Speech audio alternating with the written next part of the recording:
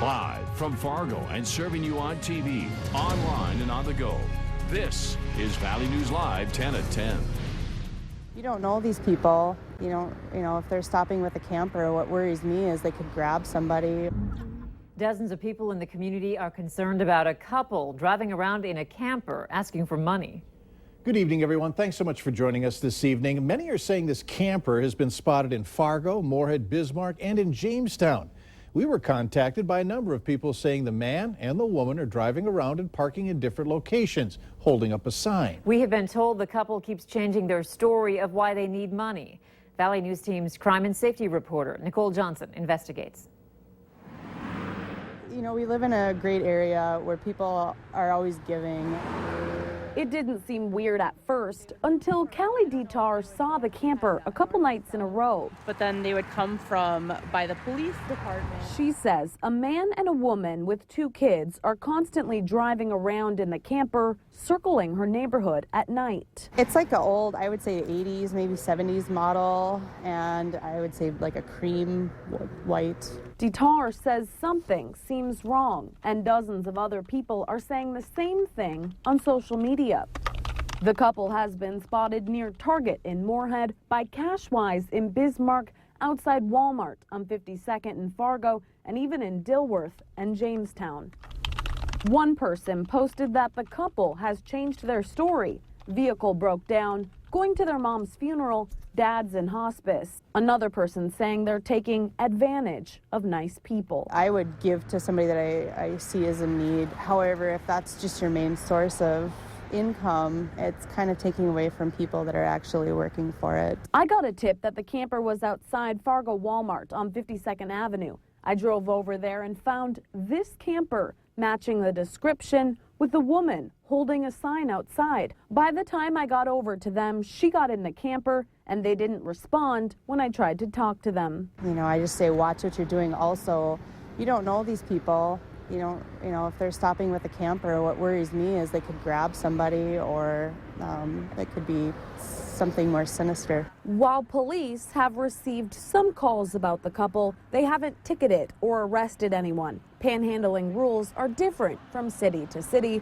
Police say if something seems off, call them. As far as giving them money, go with your gut. If it doesn't seem right, it's probably not. Nicole Johnson, Valley News Live.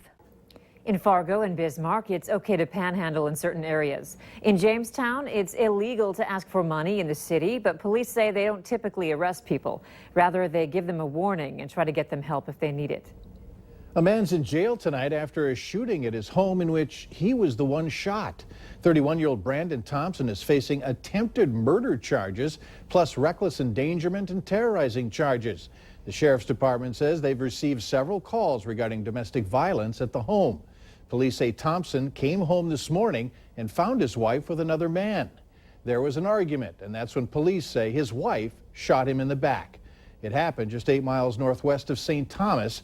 The county prosecutor says there's a possibility of charges against the wife and the second man who was involved. Formal charges and more details are expected tomorrow morning. Authorities say a certain type of phone scam is making a comeback. It's where the scammer pretends to be calling from your local sheriff's department, saying there's a warrant out for your arrest and that you need to act quickly with payment. A Fargo man says he got the call and the person told him he was with the Cass County Sheriff's Office. The call came from a 701 area code. In fact, it was the Cass County Tax Equalization phone number. The Cass County Sheriff's Office has more than 3,700 active warrants in the county and does call people with nonviolent misdemeanor warrants.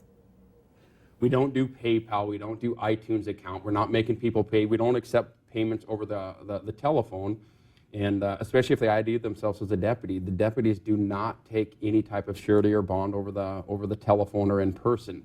They have to do that with the clerk of court's office, or they will do that at headquarters in our office where it's very legitimate business. Brigham says deputies do not email people about warrants either. New information tonight, a change in procedure at a South Fargo restaurant. Yesterday, we told you about Pepper's Sports Cafe running credit cards and printing slips showing all 16 digits of the card number, the type of card, and its expiration date. Corporate office contacted us today, letting us know that's not the case anymore.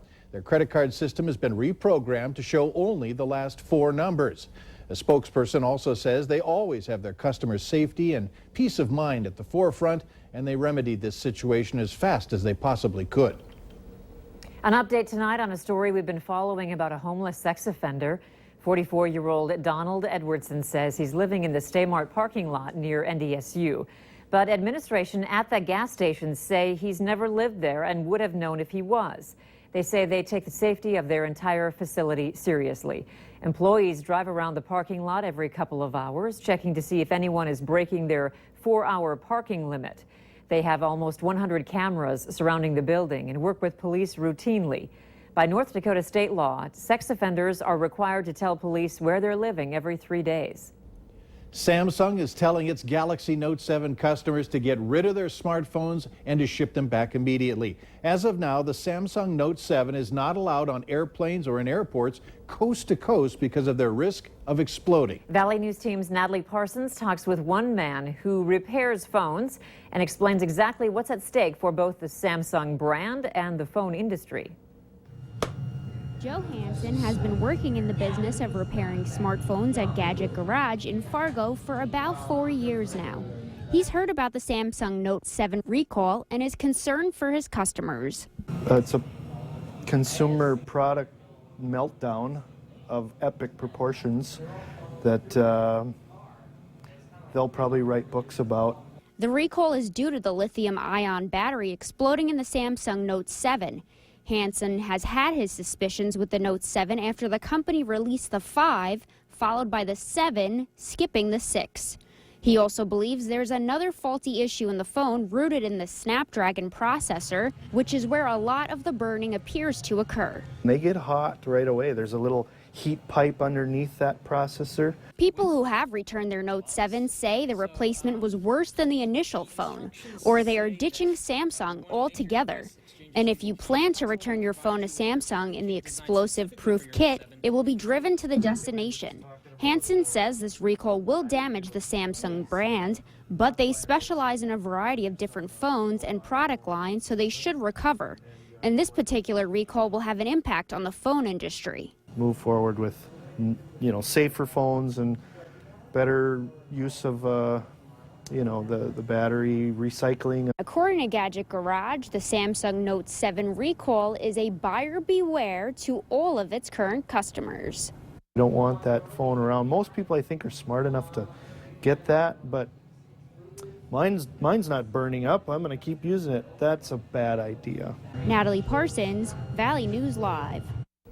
If you have a Galaxy Note 7 smartphone and would like more information about this recall and how to get yourself the approved explosive-proof return kit, head over to valleynewslive.com and click on this story.